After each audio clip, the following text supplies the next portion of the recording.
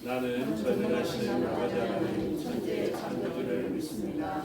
나는 그의 유일하신 아들 우리 주 예수 그리스도를 믿습니다.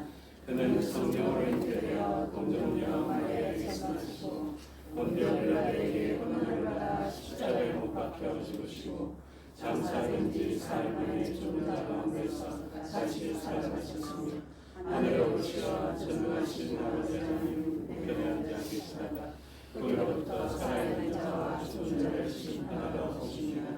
나는 성령을 믿으며 거룩한 공의와 성도의 교제로 죄를 용서받는 것과 몸의 부활과 영생을 믿습니다. 아멘. 찬송가 228장 찬송 드리겠습니다. 뒤에 여정희 권사님 기도 인도하시겠습니다.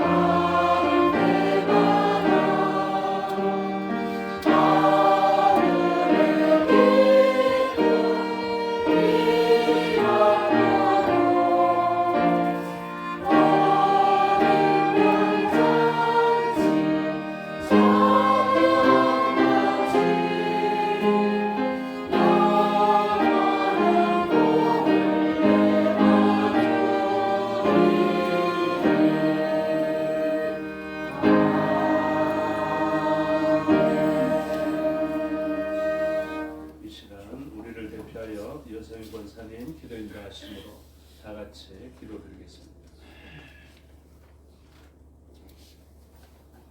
한 주간의 삶도 주님께서 지켜주심을 참 감사하고 감사합니다.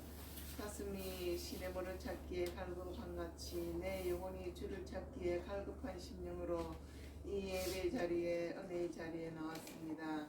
저들의 귀가 열리고 눈이 뜨이고 마음의 문을 열어서 갈급한 마음들을 이 시간을 통해서 녹여주시고 변화시켜 주셔서 하나님께서 기뻐하시고 바라시는 자녀로 살아가기를 간절히 바라고 바랍니다.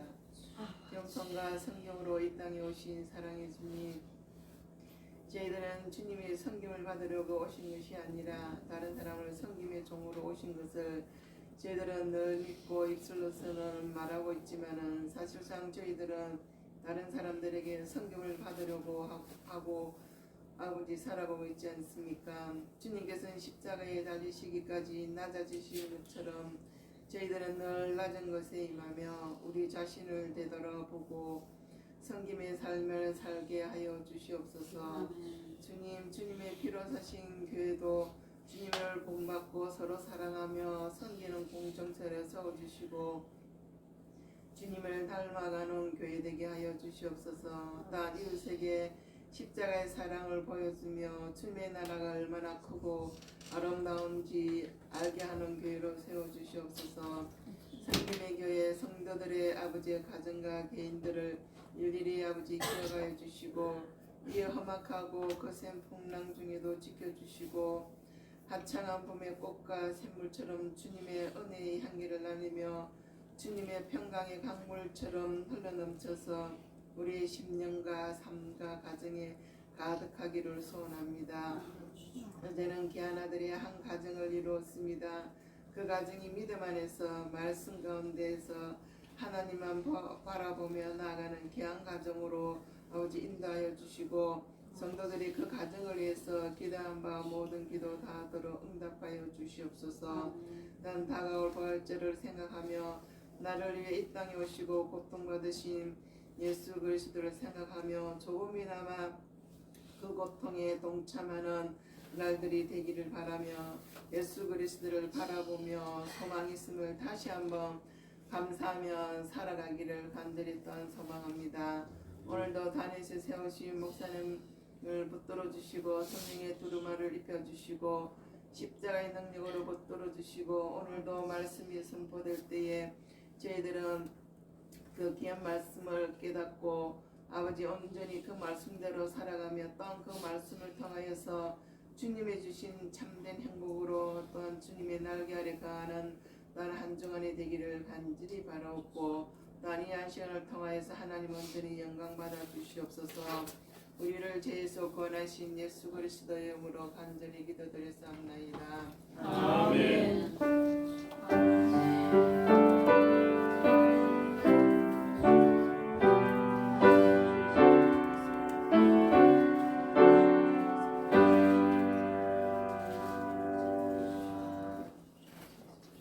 감사합니다. 하나님 말씀 보시겠습니다. 하나님 말씀 신약 성경 누가복음 22장 1절에서 23절의 말씀입니다.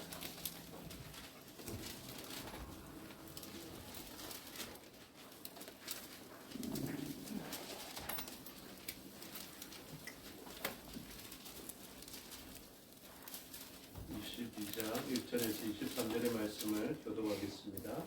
6월절이라 하는 무교절이 다가오매 대제사장들과 서기관들이 예수를 순간으로 죽일까 궁리하니 이는 그들의 백성을 두려워함이더라.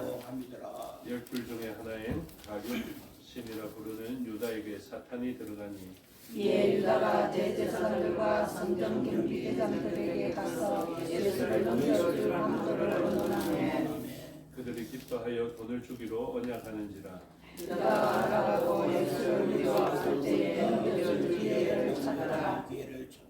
6월절 양을 잡을 무교절 날이 이른지라. 예수께서 베드로와 요한을 보내시며 이르시되 가서 우리를 위하여 무교절을 준비하여 우리로 먹게 하라. 여짜오되 어디서 준비하기를 원하시나이까. 이르시되 보라 너희가 성대로 들어가면 물 한 나무를 가지고 가는 사람을 만나니 그가 들어가는 집으로 따라잡아서 그 집 주인에게 이르되 선생님이 내게 하는 말씀이 내가 내 제자들과 함께 6월절을 먹을 객실이 어디 있느냐 하시더라 하라. 그리하면 그가 잔자를 들고 그가 가라가는 걸고 이곳에서 준비하라 하시니 그들이 나가 그 하신 말씀대로 만나 6월절을 준비하니라. 때가 옛날에 예수께서 사람을 하게 하사 이르시되 내가 고난을 받기 전에 너희와 함께 이 6월절 먹기를 원하였노라. 내가 너희에게 이르노니 이 월절에 하나님의 나라에서 지금까지 다시 먹지 아니하리라 하시고 이에 잔을 받으사 감사기도 하시고 이르시되 이것을 갖다가 너희끼리 나누라. 내가 너희에게 이르노니 내가 이제부터 하나님의 나라가 임하리까지 마음에서 상승을 다시 마시지 아니하리라 하시고 또 떡을 가져 감사기도 하시고 떼어 그들에게 주시며 이르시되 이것은 너희를 위하여 주는 내 몸이라. 너희가 이를 행하여 나를 기념하라 하시고 저녁 금요일에 잔도와 같이 이르시되 이 잔은 내 피로 세운 새 언약이니 곧 너희를 위하여 붓는 것이라. 그러나 보라 나를 파는 자의 손이 나와 함께 상위에 있도다. 인자는 이미 작성된 대로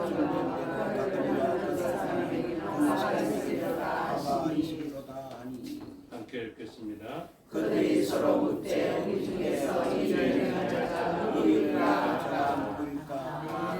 네, 기도하겠습니다. 아버지 하나님 은혜와 사랑을 감사합니다. 이 시간 하나님의 말씀을 듣겠습니다. 성령 하나님께서 가르쳐 주시고 마음에 새겨 주시옵소서. 종에게 능력 베푸사 하나님 말씀과 뜻을 온전히 드러내게 하여 주시옵소서. 감사드리며 예수 그리스도 이름으로 기도드리옵나이다. 아멘. 오늘 본문의 제목은 유월절 만찬 그리고 새 언약의 만찬 이렇게 제목이 정해졌습니다. 그러니 제목을 보면 두 가지를 알아야 되겠죠. 첫 번째는 유월절 만찬을 알아야 되겠고 두 번째는 새 언약의 만찬을 알아야 할 것입니다. 그래서 유월절은 무엇이었습니까? 이스라엘 백성들에게 파라오의 아들조차도 지켜낼 수 없었던 사막이라는 것이 왔을 때 그 사막이라는 것으로부터 지켜낼 수 있는 유일한 능력이 그 어린 양의 피로 말미암아 있게 되었는데, 그래서 사망이 우리에게 왔을 때도 우리를 6월 넘어가게 되었다라는 것을 기억하는 것입니다. 그래서 그리스도인들에게는 이 일이 일어나게 되었는데요, 우리는 나중에 사망이 찾아오게 될 것입니다. 모든 사람이 사망을 만나게 될 것이거든요. 그런데 예수 그리스도께서 어떤 한 일을 행하신 다음에 우리의 사망은 이 땅에서 죽는 것을 사망이라고 하지 않습니다. 그래서 그리스도인들은 사망에 대한 정의가 달라요. 우리가 이 땅에서 살다가 죽으면 어떻게 됩니까? 사망입니까? 그것은 사망이 아니라 자는 것이라 표현하고 있습니다. 그러면 예수님 모르는 사람은 이 땅에서 죽으면 어떻게 될까요? 그것도 자는 것이라 이렇게 됩니다. 그래서 그리스도인들도 자는 것이 분명한데, 그러면 예수님 안 믿는 사람들은 죽었네 이렇게 이야기하는 게 아니고, 진짜 사망은 언제 오냐면 천국과 지옥을 나눌 때 둘째 사망이자 마지막 사망이 그들이 지옥불에서 있게 되고요. 그러면 사망이 좀 다르죠. 옛날에는 눈 감고 숨 안 쉬면 그게 사망이라 생각했는데, 진짜 사망은 무엇이냐면 지옥에서 영원한 시간에 고통받는 것을 보면 살아있더라도 그것은 죽은 것과 같아서 그때 사망이라는 것입니다. 그래서 모든 사람들이 잠들었다가 예수 그리스도께서 심판주로 오실 때 그때 완전한 이제 잠에서 깨는 상태가 되는 것이죠. 그래서 영원한 생명으로 들어가는 부활이 있고, 이제는 둘째 사망이 그들에게는 없습니다. 그런데 지옥불에 들어가는 사람은 사망이라고 이야기하면서 그들은 살아있으나 영원한 고통을 받는 사람으로서 살아가게 되죠. 그것을 성경에서는 사망이라고 또 일정 부분을 이야기하고 있습니다. 그래서 유월절이라는 것이 우리에게도 일어나게 되는데, 사망이라는 것이 우리에게 원래 찾아와서 심판대 앞에서 더러운 옷을 입고 있는 대제사장 여호수아에 대해서 정죄하는 사탄처럼 우리들에게도 사탄이 와서 목숨을 내놓아라 이야기해서 나와 함께 사망으로 가자 이렇게 이야기할 것입니다. 그런데 유월절이라는 그 어린 양의 피가 우리에게 발려져 있으면, 그 생명의 강수가 우리에게 있게 되면 죄와 사망은 우리에게 청구할 수 있는 존재가 아니라 말 그대로 패스오버, 넘어갈 수밖에 없는 때가 올 것입니다. 그것을 유월절의 진정한 완성이라고 이야기를 합니다. 그런데 예수님 이전에 유월절은 어떠했겠습니까? 유월절이 예수님에 의해서 완전한 유월절로 진행되어지기도 하고, 예수님 오시기 전에는 예표로서의 유월절이 있게 되는 것이거든요. 그래서 이 둘 차이를 잘 알 수 있어야 합니다. 22장 1절에 보면 유월절이라 하는 무교절이 다가왔다 이렇게 이야기하는데, 유월절은 어린 양을 잡고 그 다음에 남아있는 일주일을 보내는 것을 무교절이라 이렇게 표현하죠. 그래서 두 용어가 혼동되어서 사용될 때가 많습니다. 그런데 핵심은 무엇입니까? 어린 양이 잡혀져 죽게 된다라는 것이고, 그 이후에 무교절 기간은 이 생명을 청구하는 사망이 우리에게 왔으나 우리는 죽지 않고 살게 된 것을 기뻐하는 기간을 보내게 되는 것을, 그 기간을 보내게 됩니다. 그래서 유월절은 그 마땅히 죽어야 할 사람들에게 예수 그리스도의 피로 말미암아 죽지 않게 되는 것을 예표하고 있는 것입니다. 그래서 우리들은 모든 사람이 죄를 범하였기 때문에 죽어야 됩니다. 그런데 어린 양의 피가 발려짐으로 말미암아 가장 막강한 권세를 가지고 있던 파라오 왕조차도 아들을 빼앗길 수밖에 없었는데 그 피의 능력은 파라오의 능력보다 더욱더 빼어난 것이 되어서 죽음이라는 것이 왔을 때 파라오의 능력보다 비교할 수 없는 큰 능력으로 우리를 지켜내었다. 이런 생각을 가져야 합니다. 그래서 이 6월절의 절기에 무엇이 일어나야 되겠습니까? 6월절 음식을 먹으려면 어린 양을 먹어야 되겠죠. 어린 양을 잡아야 될 것입니다. 그런데 예수님의 시기에 보니까 7절에 보니까 6월절 양을 죽여야 하는 때가 되었는데 6월절 음식을 준비하면서 너희는 가서 양을 준비해라 이렇게 표현하지 않습니다. 그래서 그 양을 죽이고 양을 먹어야 하는 그때에 누가 등장하냐면 예수님이 등장하십니다. 그래서 예수님이 자기의 몸과 자기의 살을 주시면서 이것을 내 몸이라 이야기를 하고 그 음료를 마시면서 이것은 내 피다라고 이야기를 하면서 이 피와 육체가 무엇을 바라보냐면 어린 양의 완성인 것을 바라보게 하십니다. 그래서 우리는 어떻게 사냐면 양을 잡아서 먹음으로 살게 되는 것이 아니라 예수 그리스도께서 주신 그 몸을 먹고 그 피를 마시면 우리는 살 수 있게 되는, 죽음이 와도 죽지 않고 죽음은 우리를 지나가 버리고 생명이 우리에게 와서 영원한 생명으로 전환되어지는 것을 보여주게 됩니다. 그래서 오늘 본문에는 뭐가 있냐면 6월절을 옛날 방식으로 지켰던 첫 번째 잔이 있고요. 새로운 언약으로 맺게 되는 두 번째 잔이 주어지게 됩니다. 한번 본문을 보시면 17절에 이에 잔을 받으사 감사기도 하시고 이르시되 이것을 갖다가 너희끼리 나누라 이렇게 이야기하거든요. 그래서 6월절이라는 구약적 절기를 지키는 배경 가운데에서 6월절을 지키고 잔을 나누었던 것을 이야기하고 또 하나는 20절에 저녁 먹은 후에 잔도 그와 같이 하여 이르시되 이 잔은 내 피로 세우는 새 언약이니 너희를 위하여 붓는 것이라 이렇게 표현합니다. 그래서 잔을 몇 번 나눴다고요? 잔을 두 번.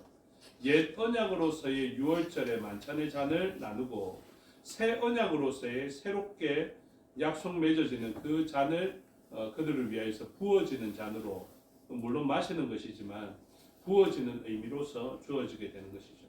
그래서 이 첫 번째 잔은 구약의 배경을 가지고 있고요.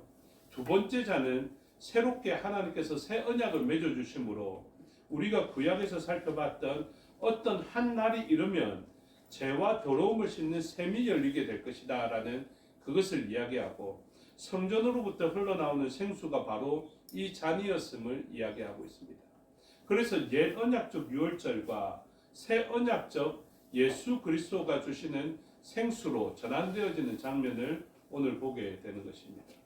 그래서 옛 언약을 보고 새 언약을 보게 되는데 옛 언약으로 백성들은 살 수 없습니까?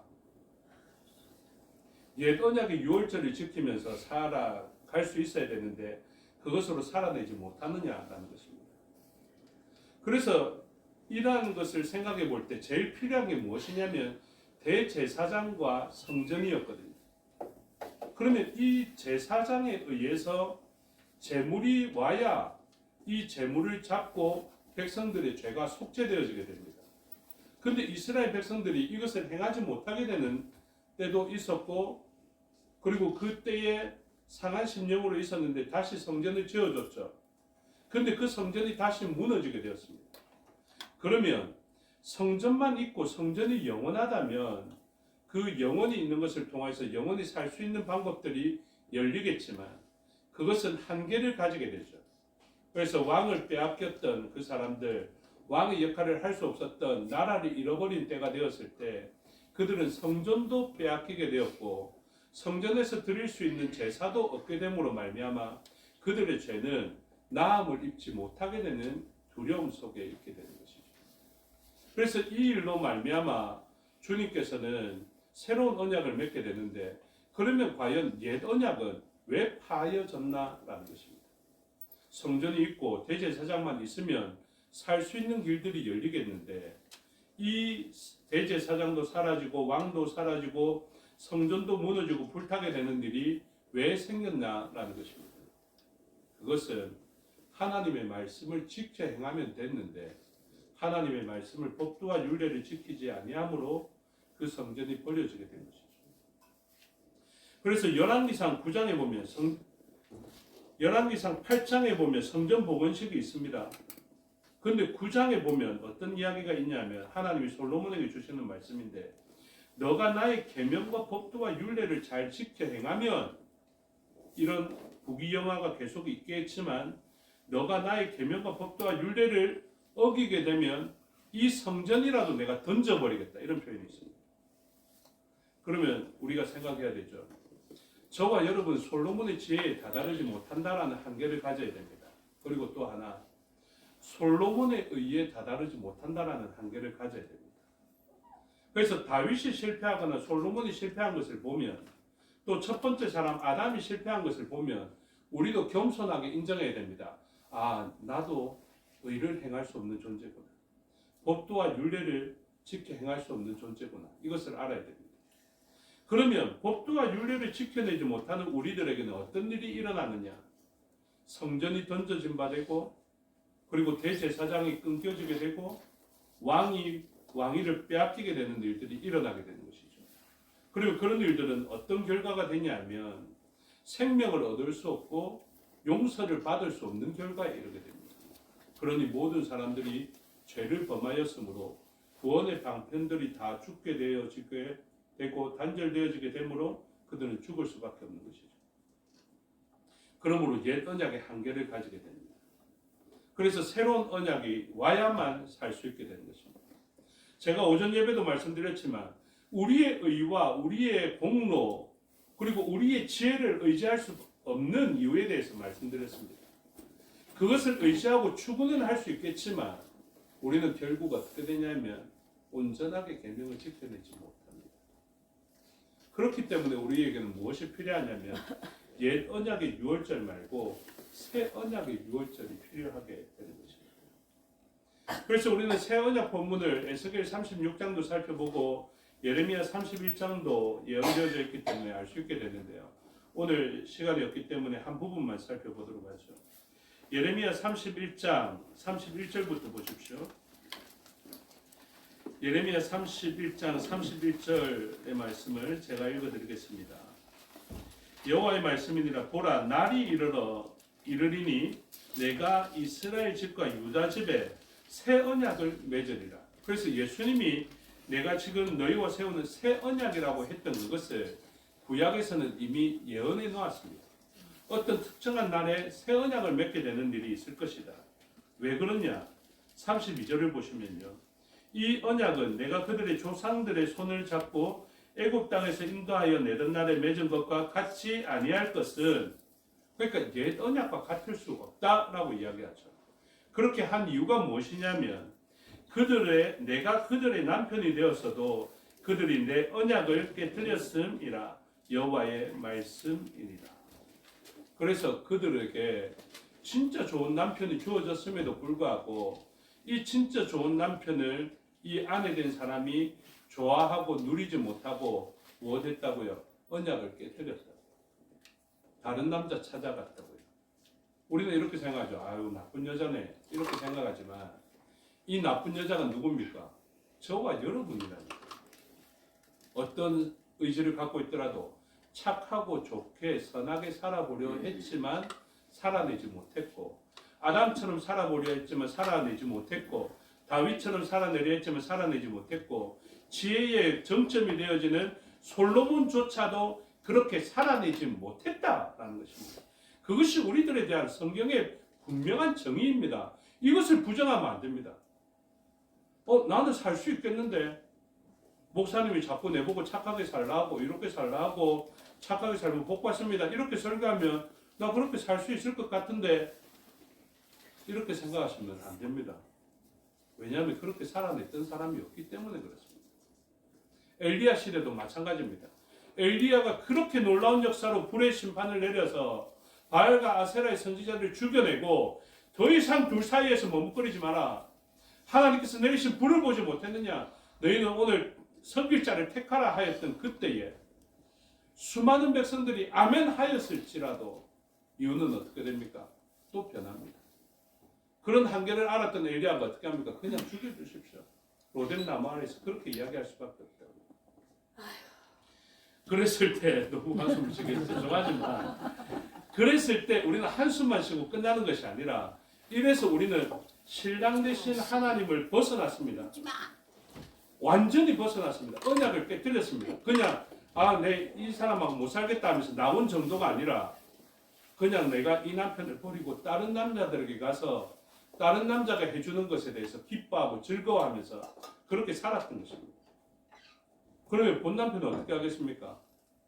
오전에 말씀했다면 다 죽여버려요. 다 진멸시켜버려요. 나의 공의로움으로 너를 끝장내겠다 이래야 되는데 뜻밖의 주님께서 뭐라고 하셨느냐면 내가 새 언약을 맺겠다 이렇게 말씀하십니다. 그래서 33절을 보시면 예레미야 31장 33절에 그러나 그날 후에 내가 이스라엘 집과 맺을 언약은 이러하니 곧 내가 나의 법을 그들의 속에 두며 그들의 마음에 기록하여 나는 그들의 하나님이 되고 그들은 내 백성이 될 것이라 여호와의 말씀입니다.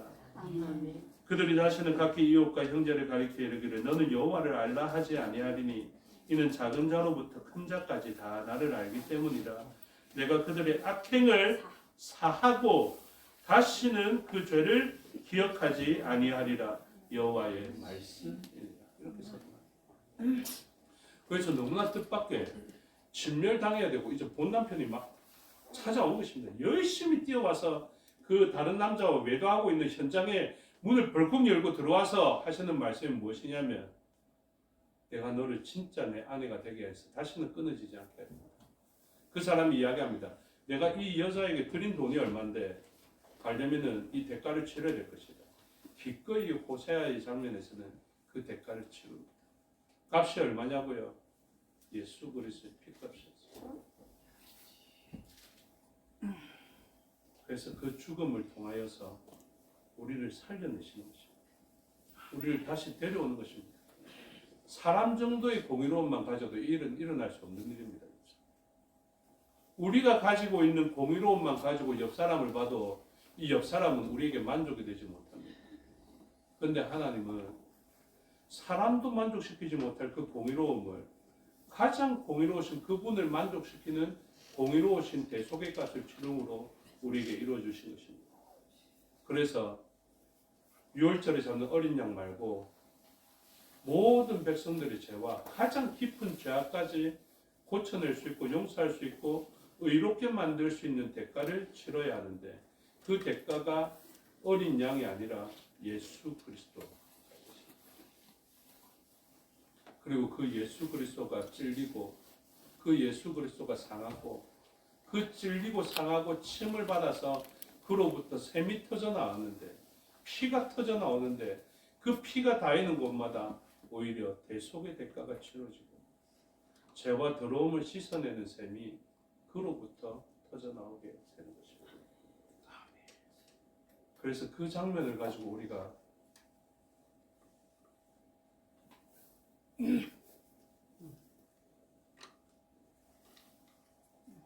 성찬하는 것입니다.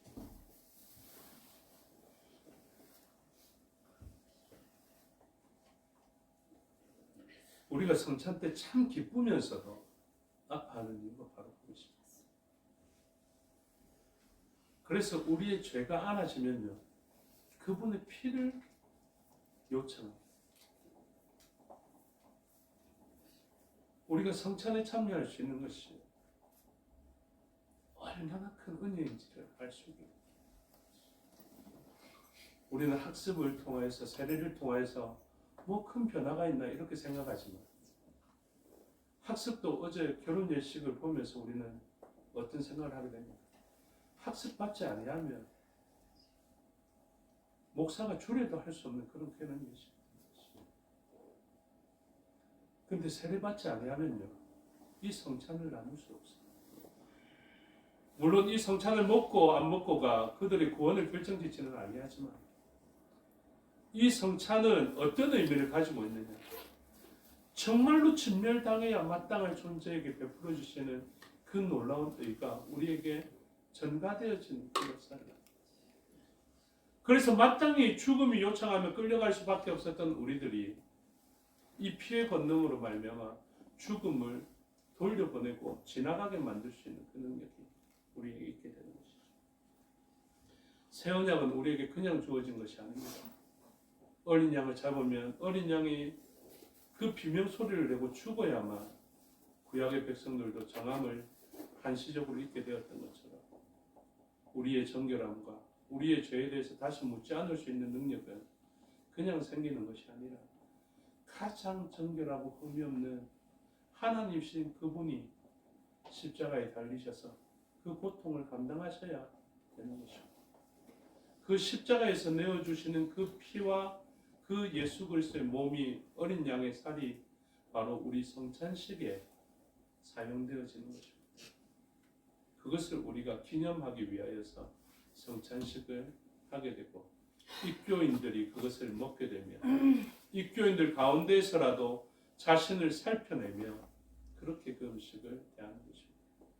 우리에게 주어진 새 언약이 바로 그러한 능력을 가지고 있습니다. 우리는 우리 스스로의 정함과 의로움을 보는 존재들이 아니라 우리 속에 살펴내야 될,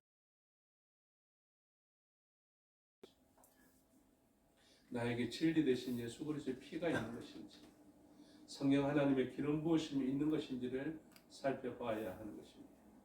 그래서 우리가 예배를 시작할 때 이 예배가 가장 예수 그리스도의 피와 성령 하나님의 기름 부으심이 필요한 현장이라고 그랬죠. 그리고 그것이 또 충만히 부어지는 시간이기도 합니다.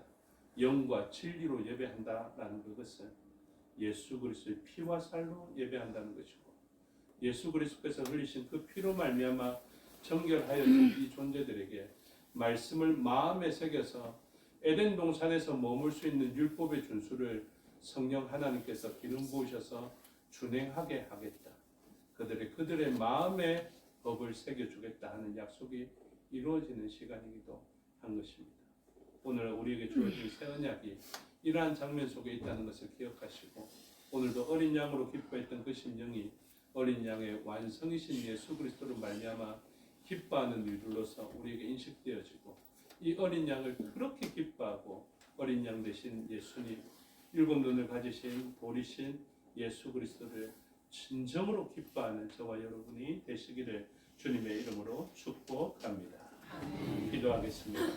아버지 하나님, 은혜와 사랑을 감사합니다.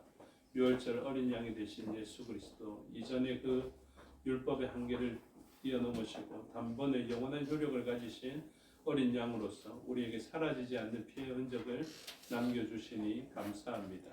오늘도 이 피의 공로를 가장 기뻐하는 저희가 되게 하여 주시고, 이 피로 말미암아 에덴 동산으로 들어왔으니 이 에덴 동산에 머물 수 있는 하나님 말씀 법도와 계명의 준수를 성령 하나님의 도우심으로 생명의 법을 준수함으로 일어나게 하여 주시옵소서.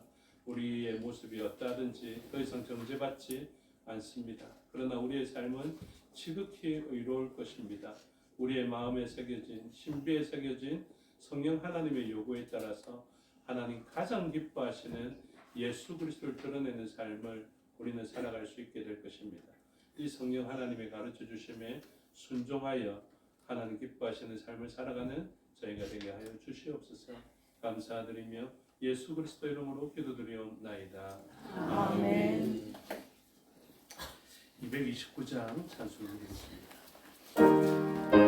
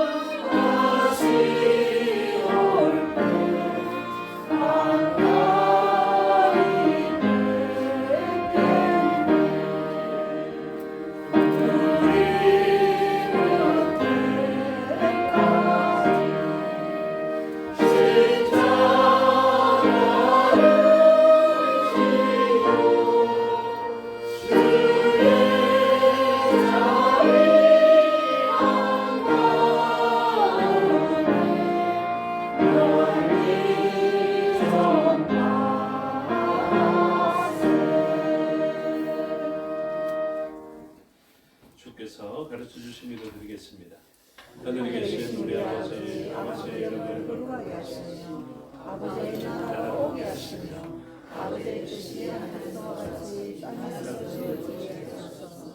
오늘 우리에게 일용할 주시고 우리가 우리에게 잘못한 사람을 용서하여 줄 것 같이 우리 죄를 용서하여 주시고 우리를 시험에 빠지지 않게 하시고 악에서 구하소서. 나라와 권능과 영광이 영원히 아버지의 되시니라.